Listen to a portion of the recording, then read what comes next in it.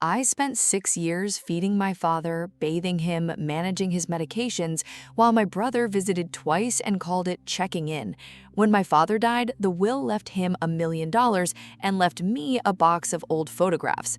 What neither of us knew was that my father had left something else behind, somewhere my brother never thought to look.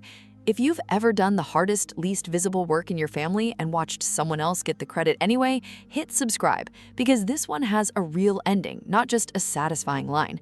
Tell me in the comments if you've ever been the one who stayed while someone else got the reward. I read every comment. Here's how it happened. My name is Sam Ortiz.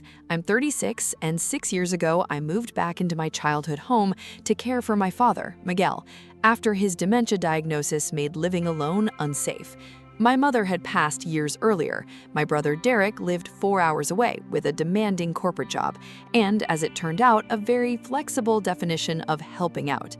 I quit a stable marketing position to take on caregiving full-time, picking up freelance work at odd hours to stay afloat financially, learning to manage medications, doctor's appointments, the particular exhaustion of watching someone you love slowly forget who you are.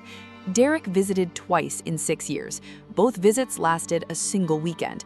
He called more often than he visited, always ending the calls the same way. "You're so good at this, Sam. I really don't know how you do it." A compliment that somehow never once turned into an offer to help. My father, in his lucid stretches, which grew rarer as the years went on, would sometimes grip my hand and tell me things he wanted me to remember, small requests, memories he wanted preserved. Once, about 8 months before he died, a specific instruction that at the time I didn't fully understand.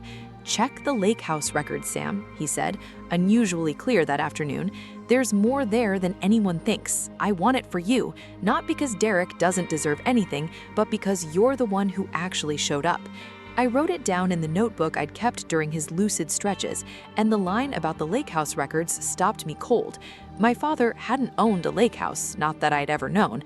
I mentioned it to my aunt, his sister, mostly out of confusion, and she went quiet for a moment before telling me something I hadn't known. 40 years earlier, before Derek or I were ever born, my father and 2 business partners had quietly purchased a small parcel of undeveloped lakefront land as a long-term investment, an asset that had sat, forgotten by most of the family, appreciating slowly for decades, while a resort development eventually grew up around it. I found the deed in a safety deposit box my father had mentioned once years earlier, in passing, a location I'd nearly forgotten entirely. Inside was the original property deed, still listing my father as a partial owner, along with a handwritten letter dated 4 years before his death, before his diagnosis had progressed significantly, back when he was still fully legally competent to make decisions. The letter named me specifically, stating his intention that this particular asset, separate from the rest of his estate, go to whichever child had been present for his final years of life. Written, he explained in the letter, because he'd already begun to worry about what his memory might eventually cost him, and about how family dynamics sometimes rewarded absence over presence when nobody was paying close enough attention. I brought the deed and the letter to the estate attorney handling my father's affairs. She explained that because the land parcel had never been formally folded into the estate, documented in his later will, and because the handwritten letter predated his cognitive decline and clearly stated his intent while he was still fully competent, it likely represented a separate, valid bequest outside the will Derek had already received his inheritance from. The lake parcel, once properly appraised with the resort development now surrounding it, came back valued at just over $2.1 million, more than double what Derek had received. I called Derek myself before involving lawyers formally, wanting him to hear it from me rather than a legal notice. "Dad left something else," I told him, "a property neither of us knew about. He wrote a letter 4 years before he got sick, saying it should go to whoever actually took care of him at the end." Derek was quiet for a long moment.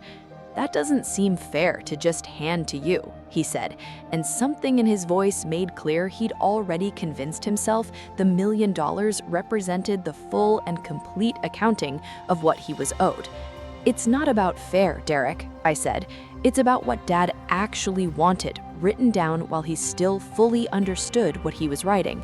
You got the inheritance in the will he signed while he was already declining. I'm just asking you to respect the one he wrote while he wasn't."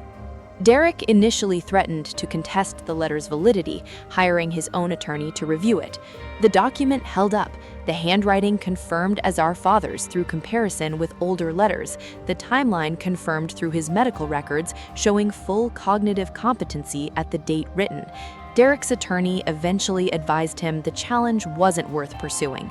The lake property transferred to me formally about 8 months after my father's death. Derek didn't speak to me for nearly a year afterward, something that hurt more than I expected given how little we'd actually spoken during the caregiving years themselves. He reached out eventually, not with an apology exactly, but with an admission.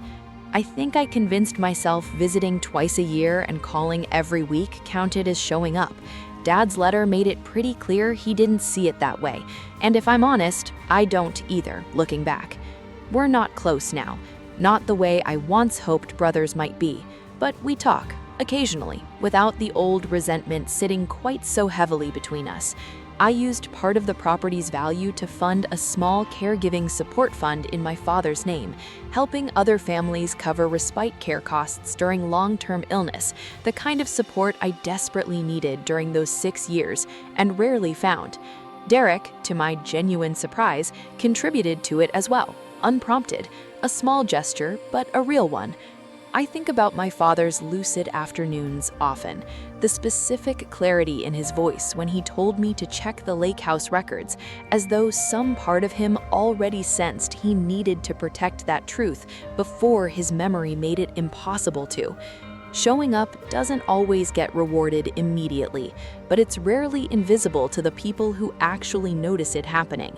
Has someone in your family ever mistaken your quiet presence for something that didn't need to be repaid? Tell me about it in the comments. I read everyone. And if this story resonated, share it with someone who's still the one showing up without recognition. This is Sam, and this has been Revenge of Betrayal. Remember, the truth doesn't need you to raise your voice. Sometimes it just needs time to be found.